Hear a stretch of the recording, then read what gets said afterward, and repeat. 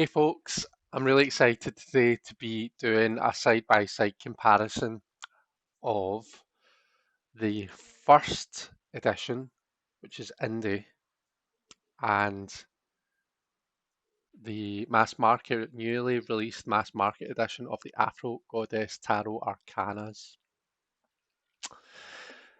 So let's turn the camera down and let's have a wee look at the boxes first and foremost. So this deck was created by ANDREA FURTICK. The boxes, so for the indie edition, the box is a beautiful soft matte, almost like rose petal type finish. And I don't know if you can see, yeah, you can, the way the light's hitting it there, you can see that the title and this kind of a silhouette of the continent of Africa.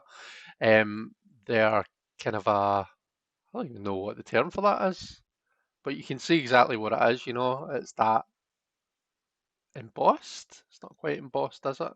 But you know what I mean. Um, Illustrated and written by ANDREA FURTICK. And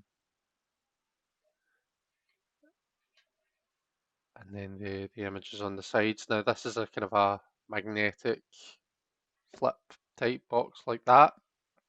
Here it says, "For there is a most divine strength encased within the passion for wisdom and nestled in the cycle of external existence. And by the alignment of both wisdom and action, your destiny shall be revealed." And we have the picture of the ankh here.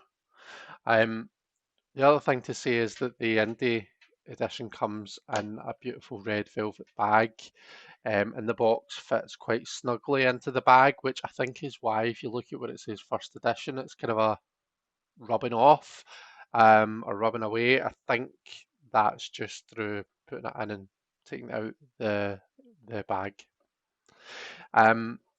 The indie box is also a magnetic flip box, so it's pretty much the same type of box. So we have AFRO Goddess Tarot Arcanas by ANDREA FURTICK.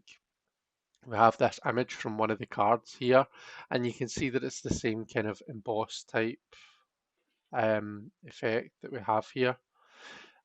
These are the different sides of it, and then on the back it says, "Spiritual storyteller and visionary artist ANDREA FURTICK created the AFRO Goddess Tarot Arcanas to offer an enlightened viewpoint for diverse readers. She designed the 80 cards with vibrant colours, a blend of ancient and modern symbolism, and a wide array of melanated skin tones.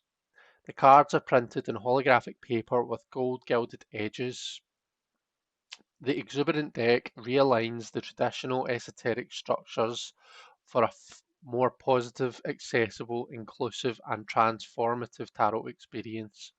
The full-color illustrated 108-page guidebook presents thought-provoking messages from the goddesses along with wisdom from the ancestors to inspire today's modern spiritualist to journey towards their best self." Okay, so that's the box, and it's got this kind of a bit that the cards sit in. It's got the ribbon to pull them out, and this is the image of the globe here. The books. Let's very quickly touch on the books. So this is the indie, the book that comes with the indie version. You can see there aren't images, and you can see that the text is quite small. And for that reason, the indie version of this deck comes with this magnifying glass that lets you magnify the text to be able to read it better. Okay, I can read small white writing fine, doesn't really bother me that much. So I don't need to use the magnifying glass, but it's nice as well for looking at the details on the cards and stuff. So that's the writing, see, so we've got some kind of a basic starting information, popular 3-card spreads, the major arcana, and it takes us through. We get basically a page for each card, into the minors, and we still get a page for each card, which is nice. And then yeah, it just ends with the God of Pentacles. So I wonder, is there information on Andrea here? So the tarot divination system, a bit of information about tarot. Start with the basic instinct. So no, there's actually not anything about Andrea in here, I don't think, unless I'm missing it. There are some quotes. So that's the indie book, the mass market book. So they've made a real effort to increase the size of it to make it easier to read. You can see that we get color images of the cards as well. The information that we get, so we get some introductory information, the popular 3-card spreads, some information if you want a yes or no, then into the majors, and you're getting, like, I think it depends on the card really, but here for the full we're getting a page and a bit, nearly a page and a half. For the magician, page and a bit. For the high priestess, there's quite a lot. Seems to be like a good page and a half there. And then for the minors, so it's the same. So you can see that, this is the 6 of Wands continued up here. So I quite like that. And we get a wee bit of information about Andrea in this book. So we do. So those are the books. We then have the 2 decks. So what you'll notice right away is there's a big difference in the size. Okay. So I'm going to zoom in and I'll take myself out when I'm flipping through, but just to talk a wee bit about, the card specs, if you will. The indie deck is on the left, the mass market is on the right. Now the indie has a kind of rose petal finish on the front and a laminated finish on the back. These are the card backs for the indie. The mass market, on the other hand, is kind of matte on both sides, although on the back they do have this kind of a embossed type effect. On the indie, now this is the first edition of the indie. There is a subsequent edition, I'm sure, and I know that it's different from this. But here we can see that we've got this is just Africa, the continent of Africa that's depicted here, in this beautiful kind of a patterned background. Here we have the entire world depicted, or well, no, because there's like Antarctica, I suppose, and stuff. But we have most of the world, if you want to say it that way. You can see the size comparison between these two. And then if I introduce a wee US games in the middle, just to let you see. So you can just see the US games card is just a bit broader than the mass market, fair bit taller, and then the indie is taller again and a lot broader than both. So that's a bit of a size comparison. Interestingly enough, actually, let's have a look and see. I do have a playing card here somewhere. So this is how the mass market sizes up against a kind of a playing card type size. And this is the Samuel Hart playing card deck, the one that doesn't have the numbers on it. So yeah, just in case you're wondering how that sizes up against a playing card. So yeah, I said it's kind of a rose petal on the front, it's laminated on the back. Now that actually, one of the issues we see with rose petal decks is they can be really sticky and hard to manage because the rose petal makes it quite there's a lot of friction. But because on the back it's laminated, the laminated against the rose petal works really well. I've talked about that. I've done a walkthrough just of this deck before, and I've talked a bit about that. The only other thing I'd say, and I'm not sure how well the camera's going to pick it up, but you can kind of see as I'm turning that in the light that this has a kind of a metallic type finish, whereas this it is just matte rose petal, so there's no metallic type finish there, so you can kind of see the difference there if I move them both in the light. The full card in this indie deck does have the title of the deck at the top, but if you can see, if I just have a look through some of them, that's only the full that has that. The only other thing to note is the gilding. So they've both got beautiful brush gilding on the sides. It's beautiful. This gold brush gilding. Before I flip through these decks, I want to just talk a wee bit about the extra cards that we get, because we do get some extra cards now. And this is the first edition of the indie, as I'd said. There's one extra card in the first edition, and that is the Supreme. And we get that in the mass market as well. Now, in the other edition of the indie, I'm pretty sure that it has the other extra card, which is Nova the Universe. I don't have that other edition of the indie, so I can't say for sure, but I'm pretty sure that it does have this in it, whereas the first edition just has the Supreme. Okay, I don't tend to use extra cards in my tarot decks, so these stay in the boxes, just because that's how I prefer to work. But I thought I would show you them anyway, so you can see what you're getting. Okay, so we're going to move to just the table, and I'm going to zoom in for you, so we can get a nice side by side. And this will be a silent flip through. The images are more or less the same, so I don't really have much to chat to you about. So I'll maybe stick on some nice music, let you see the images, and I'll see you again after the flip through.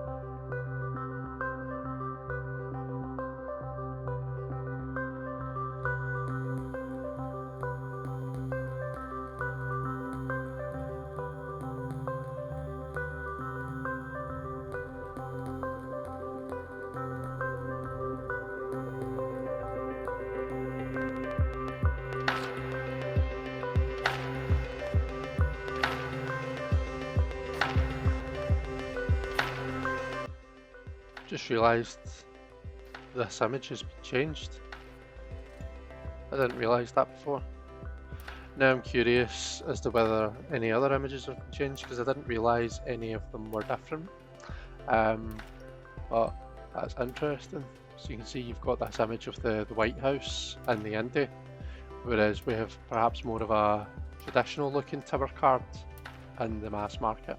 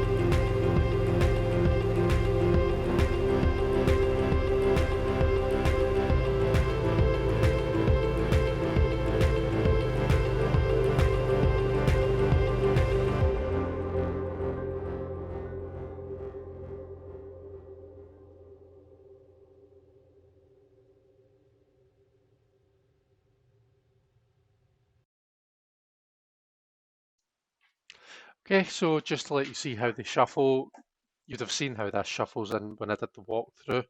Maybe if I remember, I'll put a link to that in the description. But um, Raffle shuffles really well, considering it's a um, rose petal type finish, and it overhands nicely as well. Despite the size, I've got quite big hands, so I can shuffle this quite easily. But if you had smaller hands, because it's quite broad as well, um, see, I'm not used to shuffling long ways, but if you were, then I'd imagine you would find this just fine. The mass market is an amazing shuffler. It riffle shuffles really, really well. It's nice and flexible, I have to say. This is see for mass market. I don't know if I've ever known a mass market deck to be this well made. Like your beautiful metallic sheen, your beautiful gold brush gilding, these kind of embossed touches on the back. It's not like really difficult to shuffle. Um, like they've done an amazing job with this, in my opinion. If I was to ever create a deck, this is the way that I would want it to be. Because this is a smaller size, this is a nice, easy shuffler. I'd imagine lots of people will find this quite nice to overhand shuffle. And then just to kind of let you see some of the cards laid out, let's take some from the end. Oh, we should zoom out a wee bit. There we go.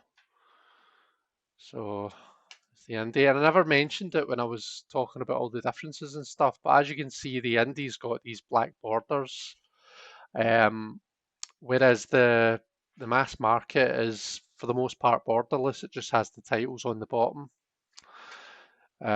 Oops. So you can kind of see a bit of a size comparison here as well, but you can see how they look laid out in a kind of spread. So there we have it. The AFRO Goddess Tarot Arcanas by ANDREA FURTICK, side by side, indie first edition, and the mass market. I am in love with this. I love it, I think, because I've always loved the deck. The deck has been one of my favourites ever since I got it. The indie is a bit costly, but and for me, it's been worth every penny. The reason that I love that I've now got this is because like I would never have like used this really on other people. To be honest, I was kind of scared to wreck this, so I didn't use it maybe as much as what I would have if it was just a mass market deck. Whereas now that I've got this and it's affordable, it's not like really expensive from what I remember. Um, like I'll take this to reading events with me. I'll read for others with it, and I'm excited that I get to kind of share it with everyone. I hope this has been good for you and helpful. Thanks very much for watching. Take care, and I'll see you all later. Bye bye.